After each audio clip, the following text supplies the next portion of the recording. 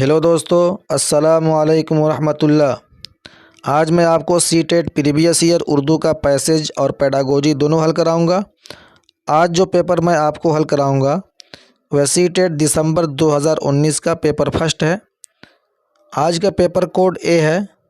कल मैं इस पेपर का 91 था, 120 नंबर तक के सवालात हल कराया था पेपर फर्स्ट के रूप में। आज मैं उसी पेपर का 121 से 150 तक के सवालात को हल कराऊंगा। दोस्तों, अगर आप मेरे चैनल पर नए हैं तो एक लाइक और सब्सक्राइब ज़रूर कीजिए और साथ ही बेल आइकॉन को दबा दीजिए ताकि आने वाला हर एक नए वीडियो का नोटिफिकेशन आपको मिल सके। सबसे पहले सवाल पर आते हैं। 121 नंबर सवाल, इंसान कब आराम का तालिब होता है? जिस्मानी और ज़हनी मशक्क़त के बाद, ज़्यादा पढ़ने और लिखने के बाद, ज़्यादा दौड़ने और तैरने के बाद, ज़्यादा फिल्में देखने के बाद। तो ऑप्शन चूज़ कीजिए। सब ये ऑप्शन आपको 121 से 128 तक के सवालात के जवाबात आपको पढ़कर लगाने हैं। ये पैराग्राफ देखिए। इंसान अपनी जिस्मानी और ज़हनी मेहनत व मशक्क़त के बाद आराम का तालिब होता है। यहाँ पर ऑप्शन आपको पूरा स्पष्ट ये दिख रहा है। ज़हनी मेहनत व मशक्क़त के बाद आराम का तालिब होता है। तो नंबर 1 ऑप्शन आपका इसमें सही है। दूसरा नंबर सवाल, 122 नंबर, निकोटीन इंसान के किस निज़ाम में हैजान पैदा करता है? हाजमे के निज़ाम में, आसाबी निज़ाम में, आसाबी बोलते हैं यानी हड्डी, दिमागी निज़ाम में, जिस्मानी निज़ाम में। तो ऑप्शन देखें, यहाँ पर पैराग्राफ देखें। उसके लिए वह या तो कहीं तफरीह के लिए जाना पसंद करेगा या फिर कोई फ़िल्म वगैरह देखेगा। उनके अलावा कुछ आदतें भी अपना लेता है, जैसे पान खाना, सिगरेट, बीड़ी और सिगार पीना या फिर शराब पीना। सिगरेट और बीड़ी वगैरह तंबाकू से तैयार किए जाते हैं। तंबाकू के पत्तों में एक मादा निकोटीन होता है जो कि आसाबी निज़ाम में हैजान पैदा करता है। ये ऑप्शन आप यहाँ पर देख रहे हैं, ठीक। तो इस हिसाब से देखें तो 122 का आपका ऑप्शन आसाबी निज़ाम में, ये ऑप्शन आपका सही है, नंबर 2 ऑप्शन। 123 नंबर सवाल, कार्बन मोनोऑक्साइड गैस किस में पाई जाती है? लकड़ी और बुरादे के धुएं में, हुक्का, बीड़ी और सिगार के धुएं में, सिगरेट, बीड़ी और सिगार के धुएं में, मिलों और फैक्ट्रियों से निकलने वाले धुएं में।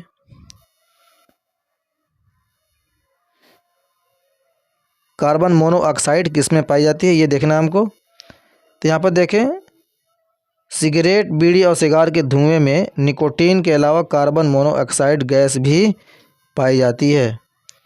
ये ऑप्शन आपको यहाँ पर दिखेगा, ये ठीक।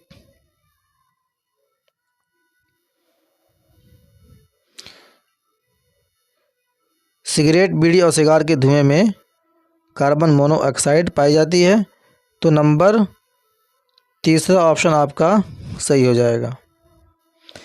124 नंबर सवाल, जिस्म के किस हिस्से के लिए सिगरेट नोशी सबसे ज़्यादा नुकसानदेह है? दिल के लिए, दिमाग के लिए, पेट के लिए, फेफड़ों के लिए। यहाँ पे देखें, सिगरेट, बीड़ी और सिगार के धुएं में निकोटीन, कार्बन मोनोऑक्साइड पाई जाती है। सिगरेट नोशी से सिर्फ दिल की बीमारियाँ ही नहीं होती बल्कि फेफड़ों के लिए ये सबसे ज़्यादा नुकसानदेह है। शारीरिक एतबार से नुकसान तो पहुँचता ही है बल्कि ये सिगरेट नोशी फेफड़ों को भी ख़त्म कर देता है। ये ऑप्शन आपको यहाँ पर दिख रहा है। उस हिसाब से देखें तो नुकसान सिगरेट के धुएं से अतराफ़ के लोगों को, सॉरी नंबर 124 है, फेफड़ों के लिए। 124 का आपका ऑप्शन सही है, फेफड़ों के लिए। 125 नंबर सवाल पाइए, सिगरेट के धुएं से अतराफ़ के लोगों को क्या पहुँचता है? नुकसान, सुख, फ़ायदा, दुख। ये सबसे ज़्यादा नुकसानदेह है। सिगरेट सिर्फ उसके पीने वालों के लिए ही नहीं नुकसानदेह नहीं बल्कि अतराफ़ में जो लोग होते हैं उनको भी उतना ही नुकसान पहुंचाता है ये। ठीक,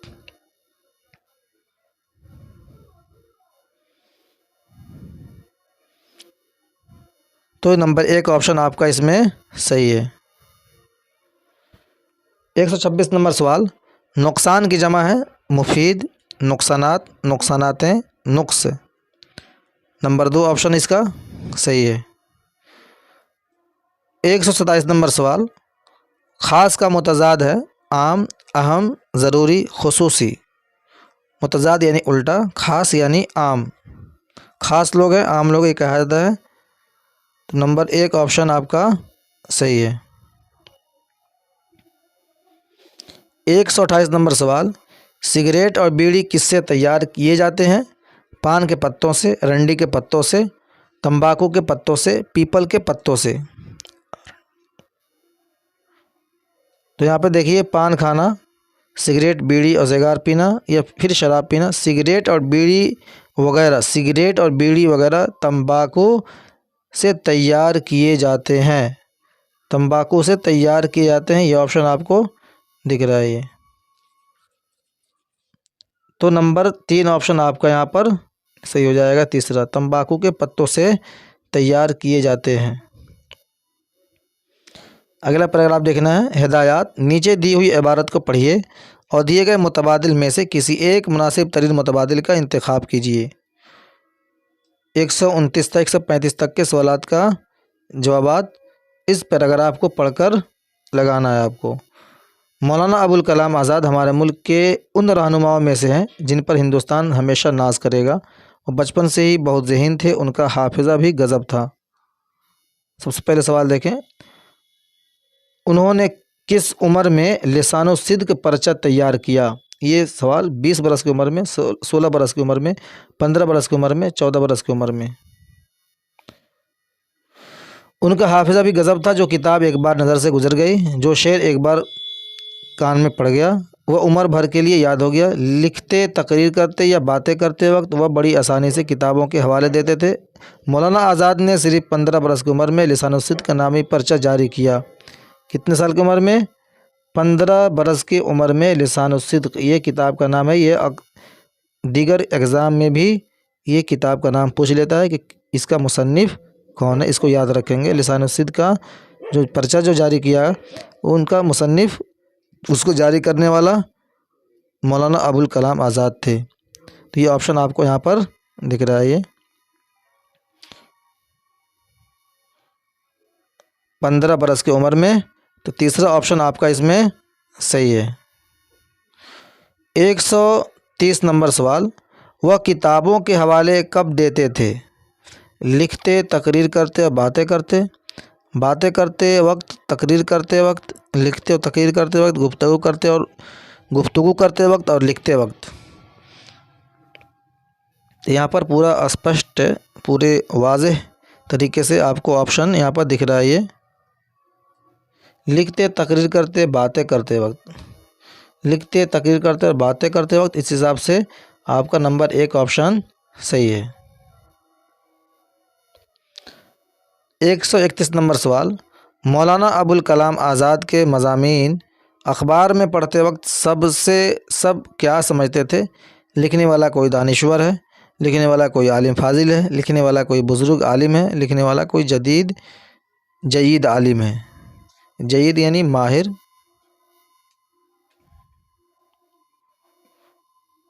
ठीक, देखिए, मौलाना आज़ाद ने सिर्फ 15 वर्ष की उम्र में लिसानो सिद्क का नामी पर्चा जारी किया। लोग उस अखबार में उनके मज़ामीन पढ़ते तो यही समझते थे कि उनका लिखने वाला कोई बुज़ुर्ग आलिम है, कोई बुज़ुर्ग आलिम है। ये ऑप्शन आपको यहाँ पर दिख रहा है, ये बुज़ुर्ग आलिम है। तो आपका ऑप्शन इसमें नंबर 3 ऑप्शन आपका सही है। 132 नंबर सवाल, आज़ादी के बाद उनको आज़ाद हिंदुस्तान का क्या बनाया गया? पहला वज़ीर तालीम, पहला वज़ीर मालियात, पहला वज़ीर मवासिलात, पहला वज़ीर कानून। उन्होंने अपने हमवतनों में आज़ादी के रूह फूंकने के लिए अखबार जारी किया। अपने मज़ामीन के ज़रिए उनको आज़ादी की तड़प पैदा की। जब हिंदुस्तान आज़ाद हुआ तो उन्हें आज़ाद हिंदुस्तान का पहला वज़ीर तालीम बनाया गया। ये सबसे लास्ट ऑप्शन आपको यहाँ पर दिख रहा है, यहाँ पर वज़ीर तालीम बनाया गया ये। ठीक,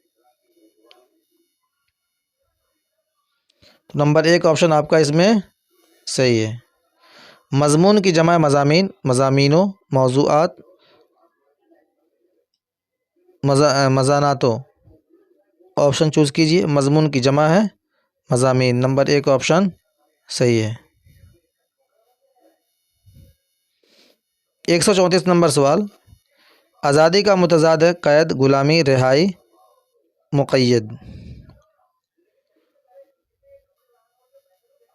नंबर 2 ऑप्शन आपका सही है। 135 नंबर सवाल, मौलाना अबुल कलाम आज़ाद बचपन से कैसे थे? होशियार, ज़हीन, मेहनती, सेहतमंद। वो बचपन से ही बहुत ज़हीन थे। ऊपर में ऑप्शन आपको यहाँ पर दिख रहा है, ये वो बचपन से ही बहुत ज़हीन थे। नंबर 2 ऑप्शन आपका सही है।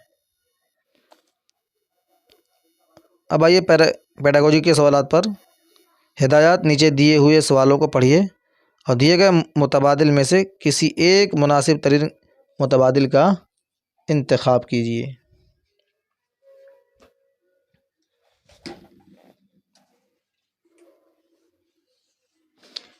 दफ़ा 343 के मुताबिक आईन हिंद इस्तेमाल के लिए कहता है हिंदी बतौर सरकारी ज़ुबान, हिंदी बतौर मुआविन सरकारी ज़ुबान, अंग्रेज़ी बतौर सरकारी ज़ुबान, अंग्रेज़ी बतौर मुआविन सरकारी ज़ुबान।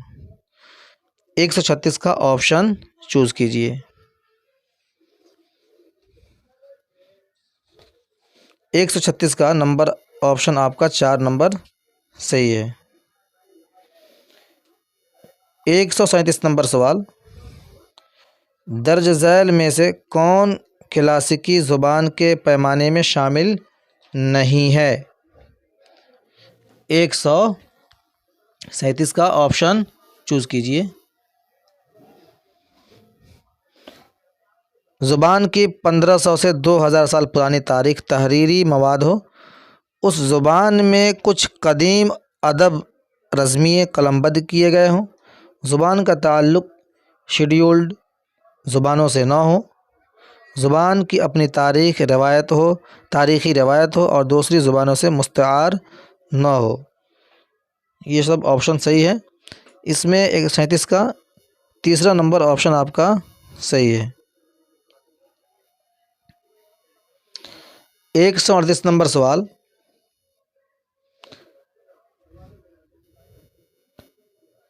आमोज़गार के सुनने की महारत का अंदाज़ा क़द्र किया जा सकता है उनके साथ मुतवातिर मश्क और अमल के ज़रिए, कहानी सुनाने के बाद तफ़हीम पर मबनी सवालात के ज़रिए, मज़ीद खामोश मुताले के लिए मौका फ़राहम करके उन्हें इल्मी सियाहत के लिए बाहर ले जाकर। 138 का ऑप्शन चूज़ कीजिए। 138 का आपका नंबर 2 ऑप्शन सही है। कहानी सुनाने के बाद तफ़हीम पर मबनी सवालात के ज़रिए उनका अंदाज़ा क़द्र किया जा सकता है, सुनने की महारत को जांचा जा सकता है।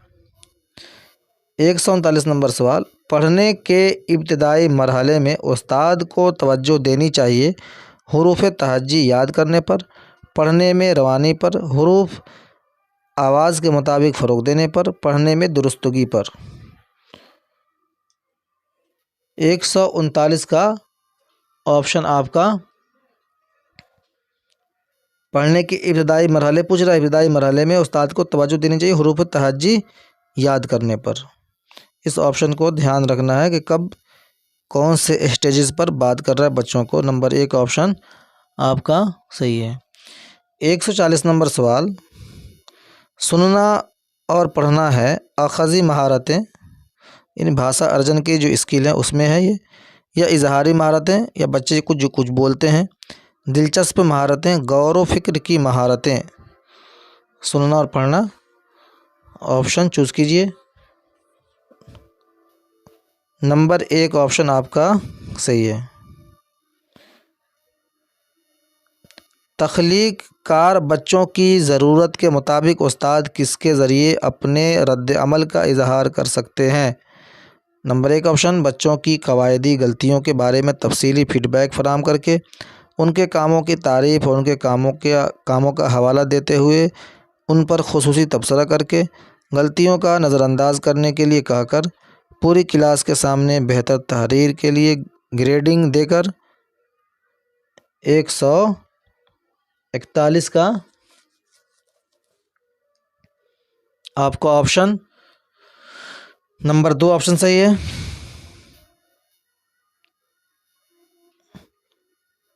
142 का दर्ज झैल में से कौन अपने आप ज़ुबान सीखने और ज़ुबान की आमोजिश का बुनियादी फ़र्क है? रवानी और दुरुस्तगी, ज़ुबान से साबका, दुरुस्तगी और रफ्तार, रफ्तार और तलफ़्फ़ुज़। 142 का ऑप्शन चूज़ कीजिए। 142 का आपका ऑप्शन है नंबर 1, रवानी और दुरुस्तगी। ये बुनियादी फ़र्क है, ज़ुबान की आमोदिश का बुनियादी फ़र्क है ये। 143 नंबर सवाल, बतौर माखज़ मादरी ज़ुबान के इस्तेमाल के बारे में झैल में दिया गया कौन सा बयान दुरुस्त नहीं है? ये बच्चों की आमोदिश गौर फ़िक्र और तबादला ख़याल में मुआविन होती है। ये आमोज़गारों के माना अख़ज़ करने के अमल में मुस्बत रोल अदा करती है। मादरी ज़ुबान अहम तदरीसियाती मौक़े फ़राहम करती है। ये दूसरी ज़ुबानों को नज़रअंदाज करने में मुआविन होती है। 143 का ऑप्शन चूज़ कीजिए आप। 143 का नंबर 4 ऑप्शन आपका सही है, दूसरी ज़ुबानों को नज़रअंदाज करने में मुआविन होती है। 144 नंबर सवाल,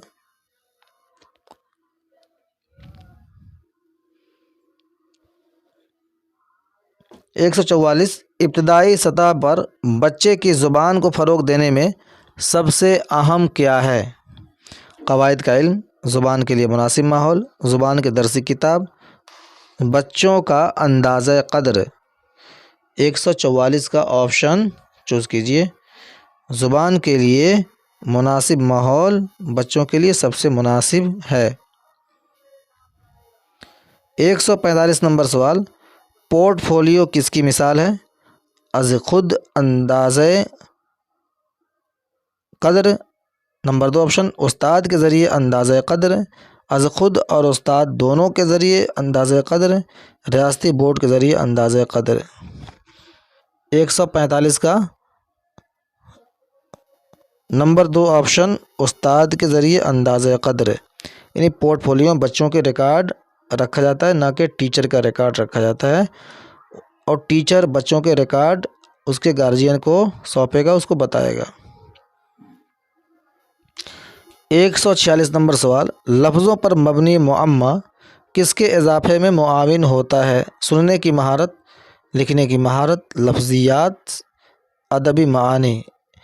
146 का ऑप्शन आपका नंबर 4 ऑप्शन आपका सही है, अदबी मानी। 147 नंबर सवाल, दर्ज झैल में से कौन सुनने की सरगर्मी के अंदाज़े क़द्र के दौरान ज़रूरी नहीं है? आवाज़, लफ्ज़ों का तलफ़्फ़ुज़। नंबर 2 ऑप्शन, मौज़ू के मुताबिक, लफ्ज़ों का दुरुस्त इस्तेमाल, लुग़ात और कामूस का इस्तेमाल, साफ़ और वाज़ेह आवाज़, आवाज़ वगैरह सब हैं, लफ्ज़ों का दुरुस्त इस्तेमाल भी है। ठीक, नंबर 3 ऑप्शन आपका इसमें सही है, निगेटिव पूछ रहा है आपसे ये। 148 नंबर सवाल, ज़ुबान के हुरूफ को आवाज़ों के साथ मिलाकर पढ़ने की तदरीस का एक डैश तरीका है? रास्त तरीका, सौती तरीका, कुल ज़बान का तरीका, जुज़्व ज़ुबान का तरीका, सौत बिन आवाज़, सौती तरीका। नंबर 2 ऑप्शन आपका इसमें सही है।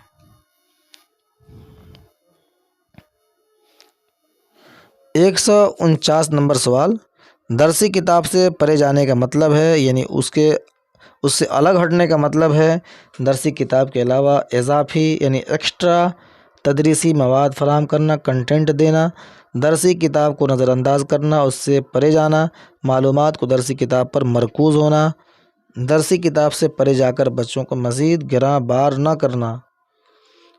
149 का ऑप्शन, आपका ऑप्शन नंबर 1 ऑप्शन सही है। दरसी किताबों के अलावा भी कुछ बच्चों को तदरीसी कंटेंट मवाद फराहम कराना है। 150 नंबर सवाल, आज का आखिरी सवाल है। उस्ताद तीसरी जमात के तलबा को लिफाफा बनाने के बारे में हिदायत दे रहा है। बच्चे उसकी हिदायत पर अमल करते हैं। इस तरह के सरगर्मी ज़ुबान की क्लास में बच्चों के लिए मुआविन होती है। नंबर 1 ऑप्शन लिखने की महारत में इजाफ़ा करने में, बोलने की महारत में इजाफ़ा करने में, सुनने की महारत में इजाफ़ा करने में, तख्लीकी महारत में इजाफ़ा करने में। ऑप्शन चूज़ कीजिए। तो नंबर 4 ऑप्शन आपका इसमें सही है। आज के लिए बस इतना ही। अगर आपको मेरी वीडियो पसंद आई है तो आप अपने दोस्तों के साथ शेयर कीजिए, लाइक और सब्सक्राइब ज़रूर कीजिए। एक बात का और ध्यान रखना है, अगर आपको लैंग्वेज में नंबर ज़्यादा चाहिए तो आपको लैंग्वेज का प्रैक्टिस करना पड़ेगा, यानी प्रीवियस ईयर सेट को देखना पड़ेगा। बाकी कोई तरीका नहीं है जिससे आप अपने नंबरात में बढ़ोतरी कर सकते हैं। यही एक तरीका है जिससे आपका नंबर बढ़ सकता है। तो आप इस वीडियो को देखिए, अपने दोस्तों के साथ शेयर कीजिए। शुक्रिया, जज़ाकल्लाह। अस्सलामु अलैकुम व रहमतुल्लाह।